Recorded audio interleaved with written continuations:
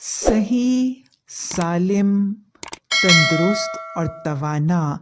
جسم اور اس کے اعضاء رحمان، رحیم اور خالق رب کی بہت بڑی نعمت اور انعام ہے۔ لیکن ان تمام کے ساتھ ساتھ جسم کے مختلف اعضاء کا دکھ اور درد ایک بہت عام سی چیز ہے۔ ہم سب دکھتے ہوئے مختلف اعضاء کو محسوس کر چکے ہیں، لیکن نبی مہربان صلی اللہ علیہ وسلم نے ہم میں سے ایک ایک امت کے ایک ایک فرد کی محبت میں درد کو دور کرنے کی مسنون دعا سکھائی۔ درد والی جگہ پر ہاتھ رکھ کر 3 دفعہ بسم اللہ، بسم اللہ، بسم اللہ،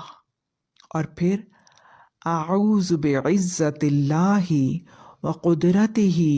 من شر ما اجد واحاذر۔ 3 دفعہ اللہ کا نام، اللہ کے نام کے ساتھ، اللہ کے نام کے ساتھ، اللہ کے نام کے ساتھ میں پناہ مانگتی ہوں، ساتھ اللہ کی عزت کے اور اس کی قدرت کے، ہر اس چیز کے شر سے جو میں پاتی ہوں اور جس سے میں ڈرتی ہوں۔ یعنی جسم کی درد کے لیے جو سورسز ہیں، جو ذریعے ہیں، جو بیماریاں ہیں جن سے انسان خوف کھاتا ہے، چاہے وہ بخار ہے، وہ گاؤٹ اور گینٹھیا ہے، وہ آرتھرائٹسز ہیں، وہ کسی بھی شکل کا روموٹوائڈ آرتھرائٹس ہے، آسٹیو آرتھرائٹس ہے، یا اور کوئی جوائنٹ پینز ہیں، یا اسپریڈنگ کینسرز ہیں جس کی وجہ سے، یا نرو روٹ پینز ہیں جن سے ہم ڈرتے ہیں، یا جو انسان درد کے ذریعے بنتے ہیں درد کے، ان تمام چیزوں سے پناہ مانگی گئی۔ تو گویا 3 دفعہ بسم اللہ کہنے کے بعد 7 دفعہ یہ دعا پڑھنا،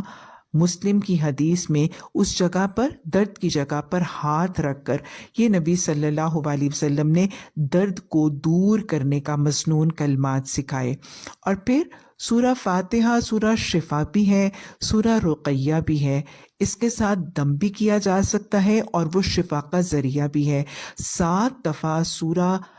فاتحہ پڑھ کے پھونک مار کے دم کرنا، یہ بھی درد کو دور کرنے کا طریقہ کار ہمیں حدیثی سے پتہ چلتا ہے۔ اللہ سبحانہ تعالیٰ ہمیں ہر جسمانی، روحانی بیماری سے، کمزوری سے، معذوری اور محتاجی سے بچائے، اور اللہ اپنے علاوہ اور کسی کا محتاج نہ کرے۔